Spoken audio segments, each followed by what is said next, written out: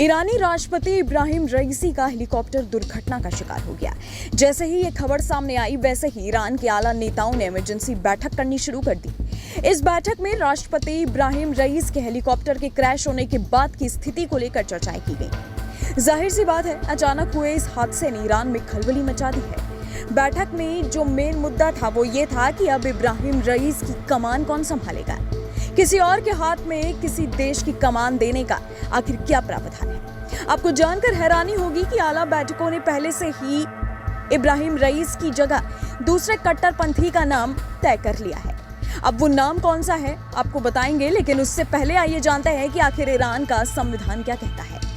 ईरानी संविधान के मुताबिक अगर किसी सिटिंग राष्ट्रपति की अचानक मौत हो जाती है तो उस सूरत में आर्टिकल 131 के तहत प्रथम उपराष्ट्रपति को अधिकतम 50 दिनों के लिए ये जिम्मेदारी सौंपी जा सकती है। हालांकि अब इब्राहिम रईस के बाद जल्द ही ईरान को 50 दिन के अंदर चुनाव कराने पड़ सकते हैं। ईरानी मीडिया के अनुसार ऐसा बताया गया है कि अगर ईरान की कमान किसी और को सौंपने की बात आती है तो उसमें ईरान के उपराष्ट्रपति और इब्राहिम रईस के करीबी कहे जाने वाले मोहम्मद मोकबर देशफुल इब्राहिम रईस की जगह ले सकते हैं।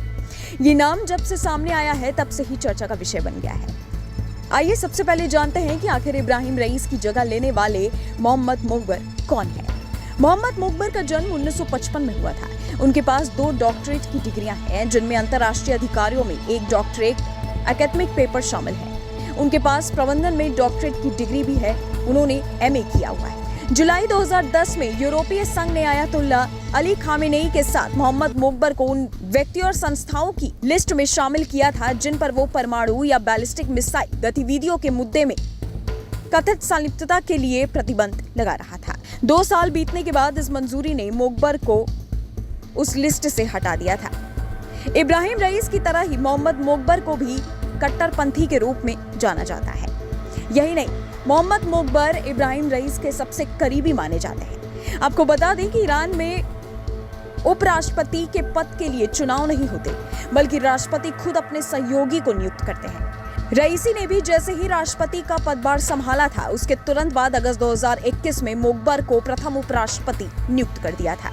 हालांकि मोकबर का पद सबसे ऊंचा माना जाता है। यही नहीं, साल 1989 में प्रधानमंत्री का पद खत्म होने के बाद ही प्रथम उपराष्ट्रपति को उनके ही कुछ राइट्स दिए गए थे। बस इन्हीं कुछ वजहों की वजह से आला बैठकों ने इब्राहिम रईसी की जगह मोकबर का नाम सामने रखा।